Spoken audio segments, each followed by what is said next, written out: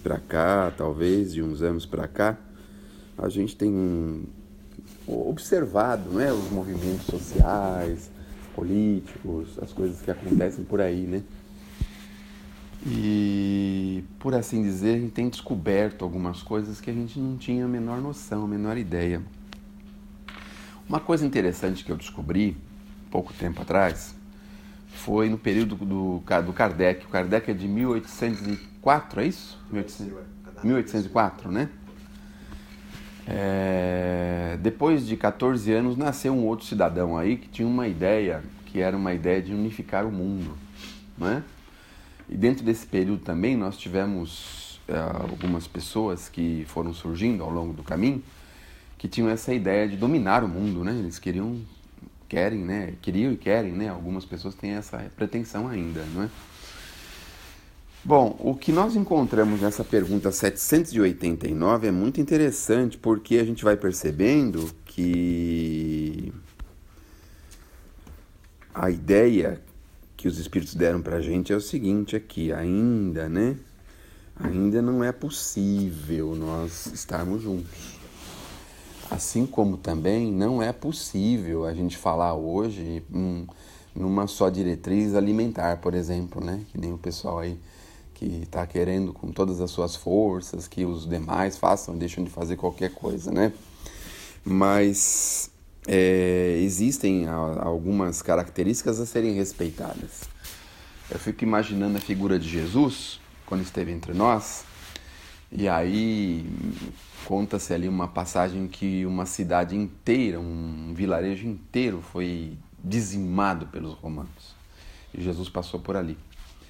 E aí conta que ele ficou abaladíssimo, tristíssimo com essa questão. Os cátaros. Eu não me lembro o nome agora. E aí ele ficou muito triste, mas muito triste com isso. E aí fiquei pensando, o poder que ele tinha, não é? O Cristo tinha, talvez nenhum homem na Terra jamais teve, né? Nenhum homem na Terra jamais teve. Também fiquei pensando por que Jesus curava as pessoas.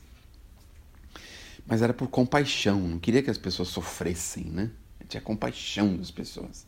Porque ele sabia que o corpo é temporário, claro que ele sabia, mais do que qualquer um, não é mesmo? Mas era a compaixão do sofrimento. Tinha amor pelas pessoas, não queria que as pessoas sofressem, não é? Então, eu fico pensando, o poder que ele tinha, o que ele poderia ter feito com os romanos, convencido os romanos de que eles estavam numa diretriz errada, né? Mesmo que para isso eles tivessem que responder ao gume da faca, do facão, da espada, de alguma coisa, porque a um estalar de dedos de Jesus, os judeus teriam se voltado contra os romanos de uma forma terrível, terrível, porque já tinha um movimento para isso, né, na época. O Barrabás lá era um conspirador, não é isso? E ele tinha um grupo de pessoas que queriam virar o governo, queriam virar o Império Romano de ponta cabeça, eles queriam fazer isso. Mas o que o Cristo se limitou a fazer? Lamentar a morte daqueles, continuar tendo compaixão e misericórdia com as pessoas através do amor. Foi questionado por que ele não tomava providência, por que ele não se voltava contra os romanos, por que ele não fazia, não acontecia, não é? E ele se abstinha muito de comentar sobre isso, dizendo que, na verdade, a tarefa era uma tarefa que ele venceria, mas, obviamente, ele não venceria ali ao cabo de 30, 50 anos, 40, 50 anos, 100 anos que fosse que ele vivesse, não é? Ele não teria também alcançado o ápice do cristianismo em 100 anos, não é isso? Porque ainda nós não alcançamos. Nós temos ideia, mais ou menos, do número de cristãos que temos no mundo? Não temos ideia, né? 1 bilhão, né? 1 bilhão? Talvez. Ou 1,5 bilhão, talvez. Um terço ou um quarto da população mundial? É isso? Cristão mesmo. Acho que 1 bilhão, porque tem outros segmentos. Os asiáticos, os muçulmanos são muito maiores. Então, era isso aí. Então, isso que eu ia comentar. Tirando os ateus. Então, nós temos um terço, um quarto de cristãos. O cristianismo não alcançou o ápice ainda, né? Já passaram 2000 anos. Então, nós não estamos falando aqui porque quando a gente lê um negócio e fica tão entusiasmado, né? Então vamos tirar as fronteiras dos países, fica entusiasmado para chuchu, né? É uma coisa assim que dá na gente aquela coisa, né? Mas nós, neste momento, existem teorias conspiratórias que estão criando condições para dizimar os cristãos. No mundo inteiro, uma parte do mundo, existem lá categorias religiosas que estão estudando formas para dizimar os cristãos na Terra. Ou seja, nós ainda não fizemos o nosso papel, né? De alcançá-los, de mostrar para eles que o Mohammed ou outros estão abaixo de Jesus, não estão acima de Jesus, né? Então nós temos aí. Existem até teorias que são muito interessantes. Uma teoria que eles implantam no mundo inteiro, em que um muçulmano, por exemplo, ele é obrigado, praticamente obrigado, a ter 10, 11, 15 filhos. Porque eles querem dominar o mundo, povoando o mundo de muçulmanos. Já viram isso? Já viu isso, Silvio? Um pouquinho? Já viu isso? Então, fizeram um estudo que em coisa de menos de 100 anos, se continuarem no ritmo que eles estão, eles vão ter dominado o mundo inteiro apenas com a reprodução. Porque um cristão hoje tem uma ou duas crianças. Pois não. O Bill Clinton fala justamente que ele viu daquele Isaac Rabin, que ele foi assassinado lá, né, pelo próprio judeu, que ele tirou os judeus de uma área muçulmana. A reprodução dos muçulmanos é maior do que a de judeus. Então ia acabar com a democracia. Olha só que interessante. Então eles iam conseguir, pela democracia, iam ocupar, dominar.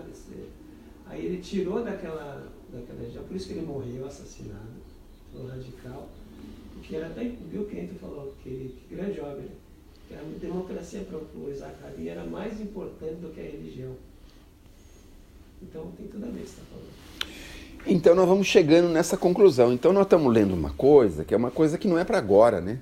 Óbvio que não é para agora. Até eles dizem veementemente, não é possível ainda.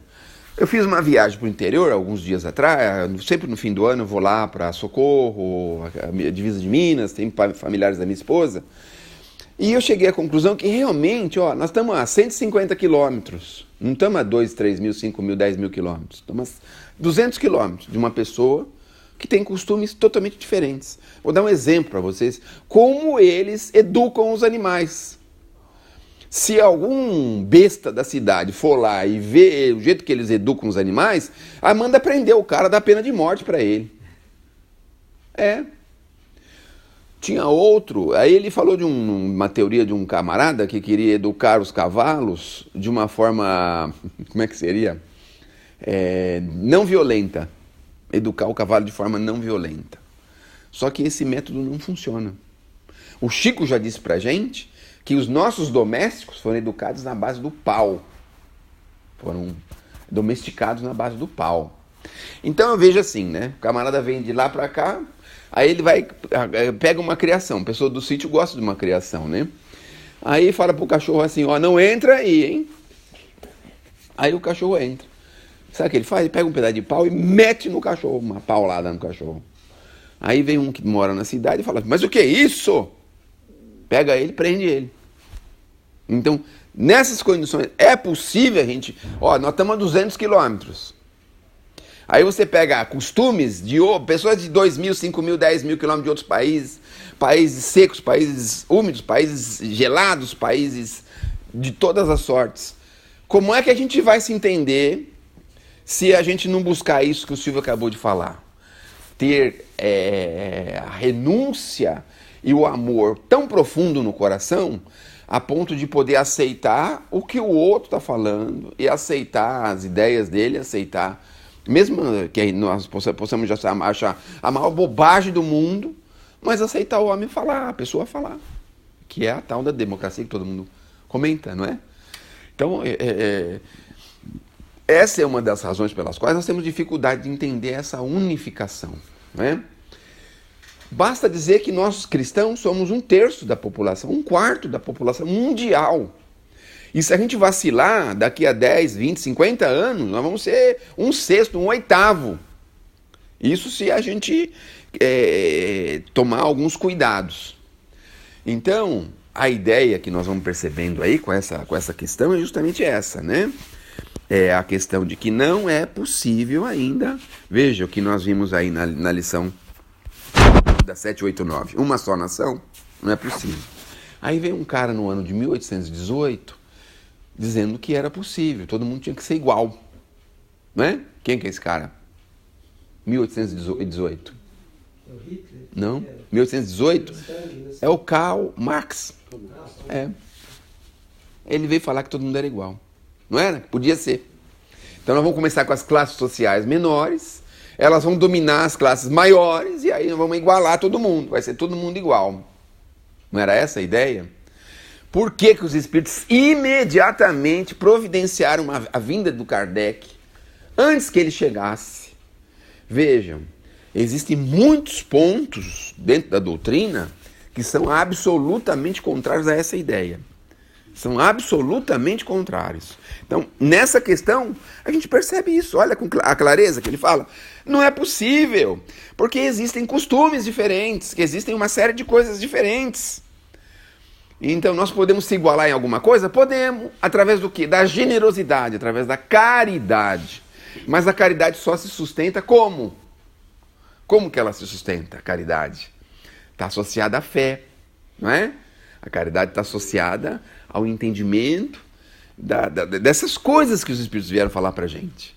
Sem esse entendimento, nós temos um impulso generoso, não tem caridade. Não é?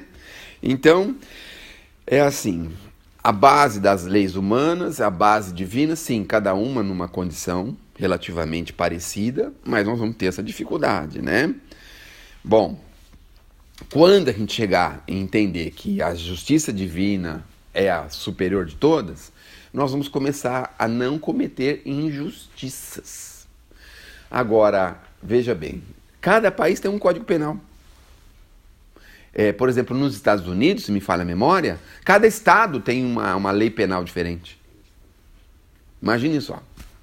Então nós estamos falando de coisas que é lá para frente, não é mesmo? Então é assim. E por que que o espiritismo não veio só pelo Kardec? O Kardec foi só um mero carteiro, né? Porque se fosse coisa de um homem, né? Como foi o do século XVIII lá, o 1818, o do Karl Marx, é uma coisa de um homem, né? Claro que secundado por um monte de espíritos interessados aí em botar fogo no mundo. Mas se fosse feito só por um homem, o que ia acontecer? A doutrina espírita já teria sumido. Já teria acabado, teria sumido. Muito bem, é isso, né? Tem tantas outras coisas, esse assunto, né? É tão interessante.